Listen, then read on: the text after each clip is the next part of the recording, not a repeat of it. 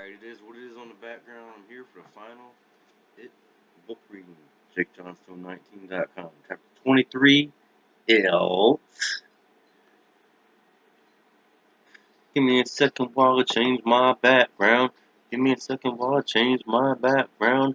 Give me a second. Give me a second. Give me a second. But anyway, where was I? Where was I? Chapter 23, out. Part 1. Derry, 9 to 10 a.m. By 10 past 9, Derry wind speeds were being clocked at an average of 55 miles an hour, with gusts up to 70. The anemometer in the courthouse registered one gust of 81, and then the needle dropped all the way back to 0. The wind had ripped the whirling cup-like device on the courthouse roof off its moorings, and it flew away into the rain-swept dimness of the day. Like George Denborough's boat, it was never seen again. By 9:30, the thing the Derry Water Department had sworn was now impossible seemed not only possible but imminent that downtown Derry might be flooded for the first time since August of 1958, when many of the old drains had clogged up or caved in during a freak rainstorm. By 9:45, men with grim faces were arriving in cars and pickup trucks along both sides of the canal, their foul-weather gear rippling crazily in the freight train wind. For the first time since October of 1957, sandbags began to go up along the canal's cement sides. The arch where the canal went downtown under the three-way intersection at the heart of Derry's downtown area was full almost to the top.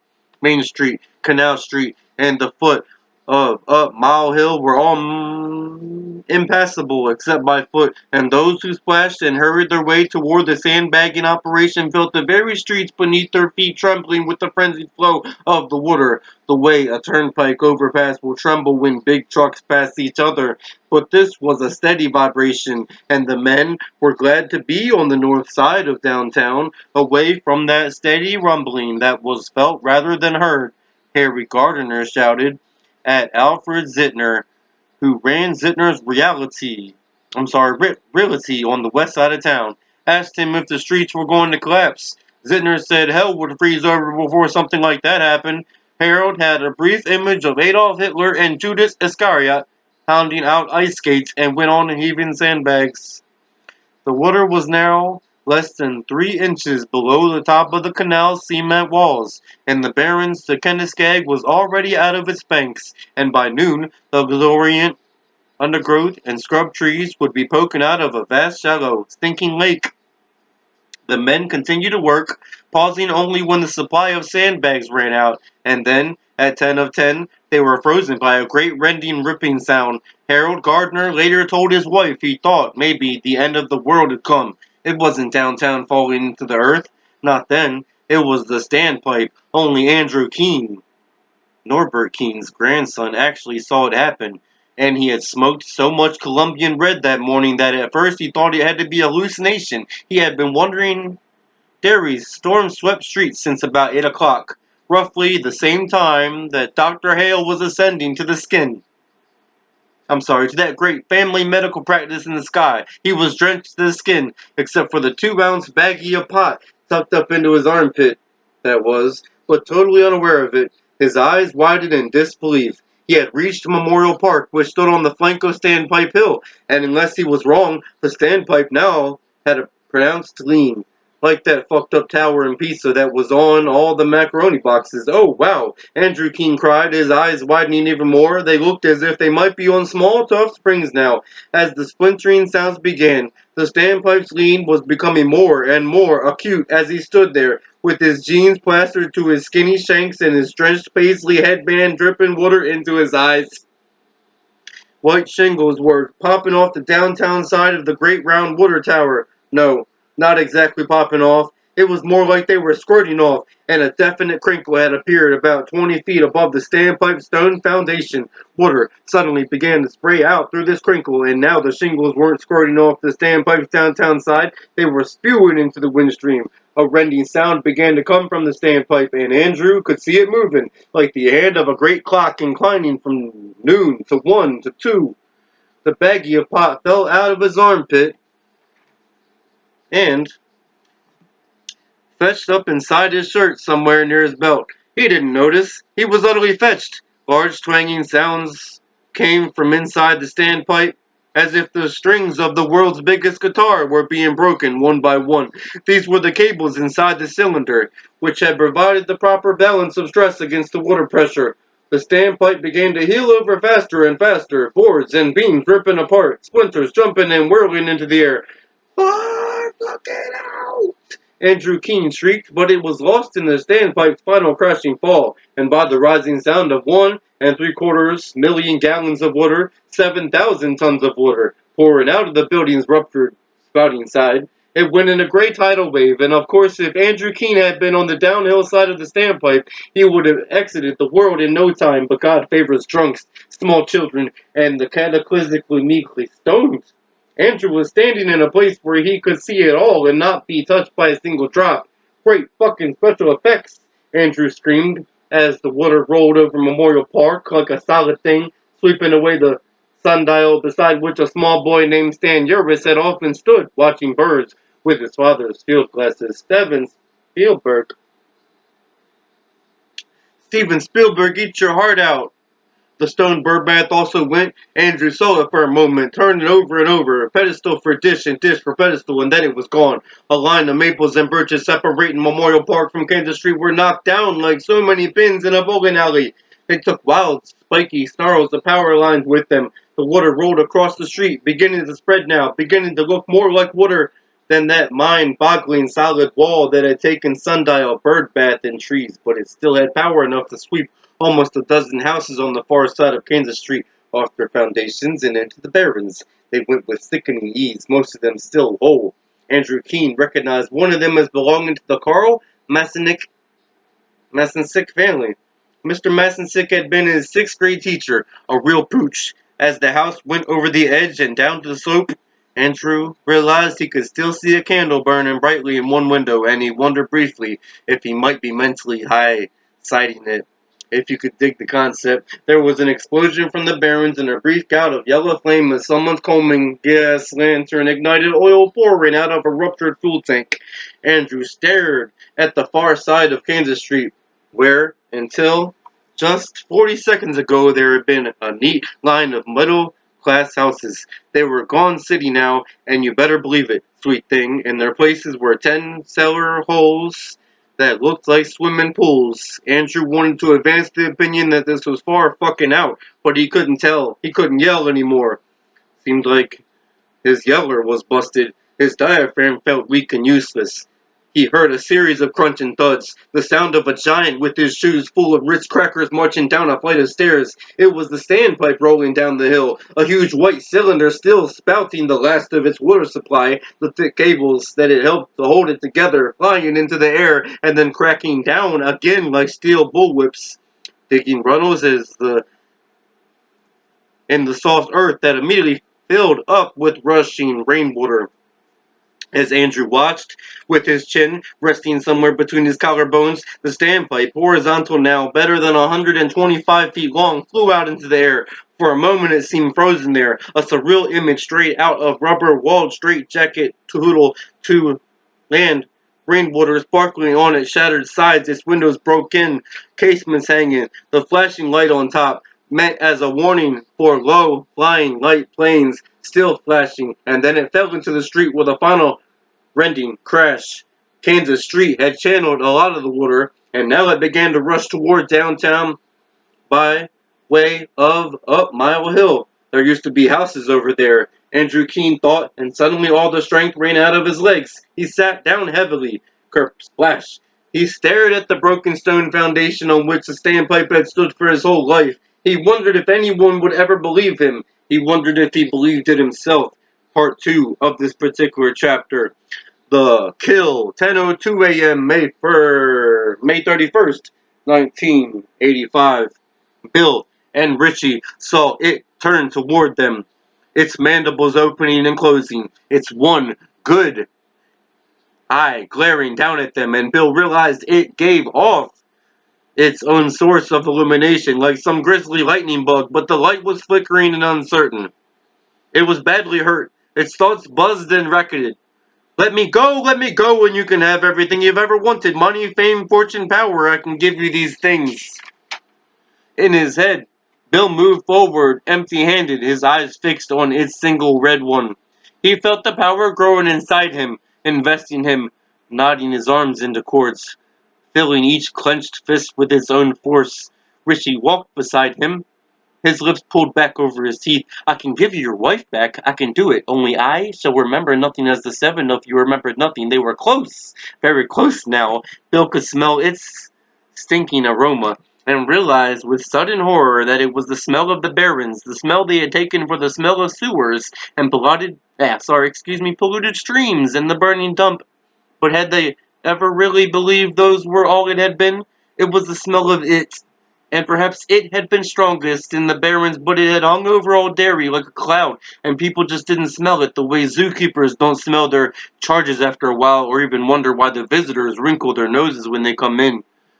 Us too, he muttered to Richie, and Richie nodded without taking his eyes off the spider, which now shrank back from them, its abominable spiny legs glittering, brought to bay at last. I can't give you eternal life, but I can touch you, and you will live long, long lives. 200 years, 300, perhaps 500. I can make you gods of the earth if you let me go, if you let me go, if you let me. Bill, Richie asked hoarsely, with a scream building in him, building him up and up and up.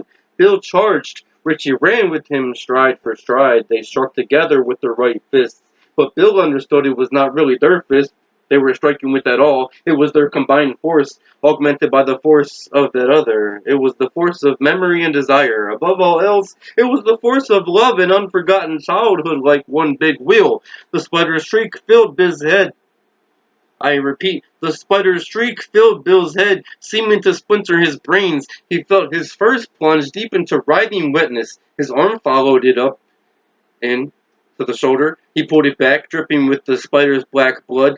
Ichor pulled from the hole he had made. He saw Richie standing almost beneath its bloated body, covered with its darkly sparkling blood, standing in the classic boxer stance, his dripping fists pumping. The spider lashed at them with its legs. Bill felt one of them rip down his side, parting his shirt, parting skin. Its stinger pumped uselessly against the floor. Its screams were clarion bells in his head. It lunged clumsily forward, trying to bite him, and instead of retreating, Bill drove forward, using not just his fist now, but his whole body, making himself into a torpedo. He ran into it, Scott, like a sprinting fullback who lowers his shoulders and simply drives straight ahead. For a moment he felt its stinking flesh simply give, as if it would rebound and send him flying with an inarticulate scream. He drove harder, pushing forward and upward with his legs, digging at it with his hands, and he broke through, was inundated with its hot fluids. They ran across his face and his ears. He snuffed them up his nose and then squirming streams. He was in the black again, up to his shoulders inside its convulsing body, and his clogged ears, he could hear a sound like the steady whack, whack, whack, whack of a big bass drum. The one that leads the parade when the circus comes to town with its complement of freaks and strutting, capering clowns. The sound of its heart. He heard Richie scream and thought in pain, a sound that rose into a quick, gasping moan and was cut off. Bill suddenly thrust both fisted hands forward. He was choking, strangling in its pulsing bank of guts and waters. Whack, whack, whack! He plunged his hands into it, ripping, tearing, parting, seeking the source of the sound, rupturing organs, his slimed fingers opening and closing, his locked chest seeming to swell from lack of air. Whack, whack, whack! And suddenly it was in his hands, a great living thing that pumped and pulsed against in his palms, pushing them back and forth. Excuse my stretching, my muscles are getting stiff. No, no, no, no, no. Yes. Bill cried, choking, drowning. Yes, try this, you bitch. Try this one out. Do you like it? Do you love it? Do you? He laced his fingers together over the pulsing narthex of its heart, palms spread apart in an inverted V, and brought them together with all the force he could muster. There was one final shriek of pain and fear as its heart exploded between his hands, running out between his fingers and jittering strings. Whack, whack, whack, whack, whack. The scream, fading, dwindling. Bill felt his body clench around him suddenly like a fist in a slick glove. Then everything loosened. He became aware that his body was tilting, slipping slowly off to one side. At the same time, he began pulling back, his consciousness leaving him. The spider collapsed on its side, a huge bundle of steaming alien meat, its legs still quivering and jerking, caressing the sides of the tunnel and scraping across the floor in random straws. Bill staggered away, breathing in whooping gasps, spitting in an effort to clear his mouth of its horrible taste. He tripped over his own feet and fell to his knees, and clearly he heard the voice of the other. The turtle might be dead, but whatever had invested it was not. Son, you did real good. Then it was gone. The power went with it. He felt weak, revulsed, half insane. He looked over his shoulder and saw the dying black nightmare of the spider, still jerking and quivering. "Richie!" he cried out in a hoarse, breaking voice. "Richie, where are you, man?" No answer. The light was gone now. It had died with the spider. He fumbled in the pocket of his matted shirt for the last book of matches. They were there, but they wouldn't light. The heads were soaked with blood. "Richie!" He screamed again, beginning to weep now. He began to crawl forward, first one hand and then the other groping in the dark. At last one of them struck something, which yielded limply to his touch. His hands flew over it and stopped as they touched Richie's face. "Richie, Richie!" Still no answer. Struggling in the dark, Bill got one arm under Richie's back and the other under his knees. He wobbled to his feet and began to stumble back the way they had come with Richie in his arms. Part 3 of this particular chapter. Derry, 10 to 10:15 a.m. At 10 o'clock, the steady vibration which had been running through Derry's downtown streets increased to a rumbling roar. The Derry News would later write that the supports of the canal's underground portion, weakened by the savage assault of what amounted to a flash flood, simply collapsed. There were, however, people who disagreed with that view. I was there, I know. Harold Gardner later told his wife, "It wasn't just that the canal supports collapsed, it was an earthquake. That's what it was. It was a fucking earthquake."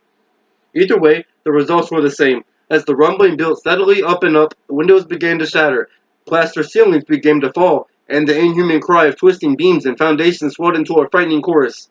Cracks raced up the bullet-pocked brick facade of machines like grasping hands. The cables holding the marquee of the Aladdin Theater out over the street snapped and the marquee came crashing down. Richards Alley, which ran behind the Center Street jog, suddenly filled up with an avalanche of yellow brick as the Brian X. Dowd Professional Building, erected in 1952, came crashing down.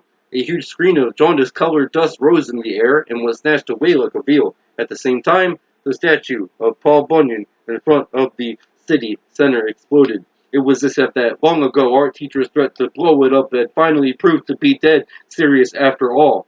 The bearded, grinning head rose straight up in the air. One leg kicked forward, the other back as if Paul had attempted some sort of a split. So enthusiastic it had resulted in dismemberment. The statue's midsection blew out in a cloud of shrapnel, and the head of the plastic axe rose into the rainy sky, disappeared, and then came down again, twirling end over end.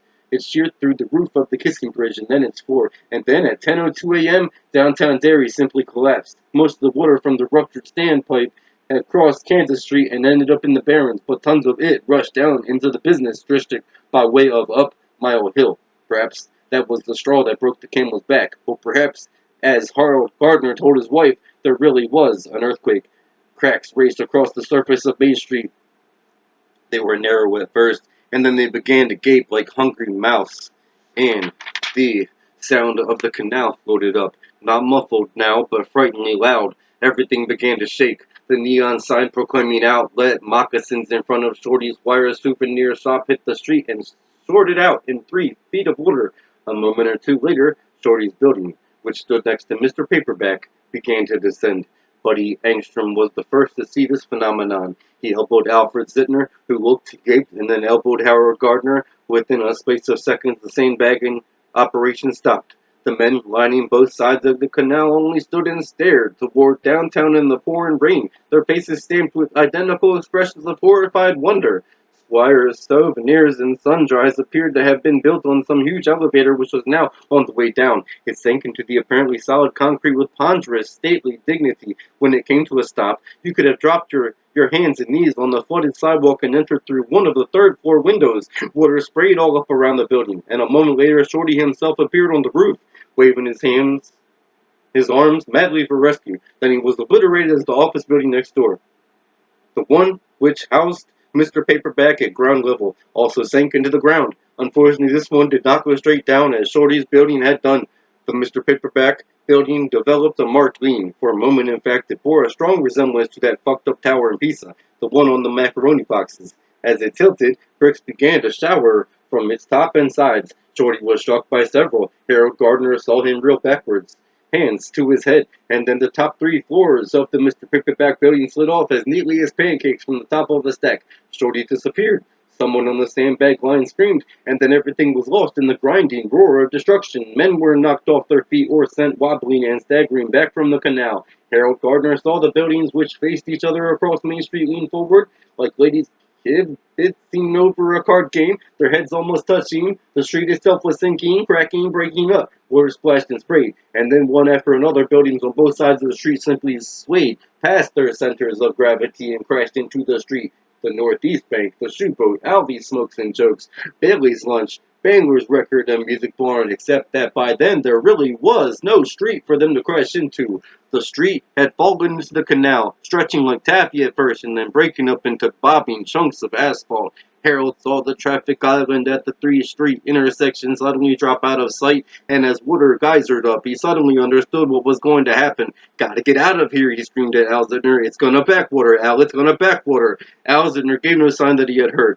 His face was the face of a sleepwalker, or perhaps of a man who has been deeply hypnotized. He stood in his soaked red and blue checkered sport coat and his open-collared Lacoste shirt with the little alligator on the left boob, and his blue socks with the crossed white golf clubs and nutted onto the sides, and his brown LL Bean boat shoes with his rubber soles. He was watching perhaps $1 million of his own personal investments sinking into the street. 3 or 4 millions of his friends' investments, the guys he played poker with, the guys he golfed with, the guys he skied with at his time sharing condo in Rangeley. Suddenly his hometown dairy, Maine, for Christ's sake, looked bizarrely like that fucked up city where the logs pushed people around in those long skinny canoes. Water roiled and boiled between the buildings that were still standing. Canal Street ended in a jagged black diving board over the edge of a turning lake.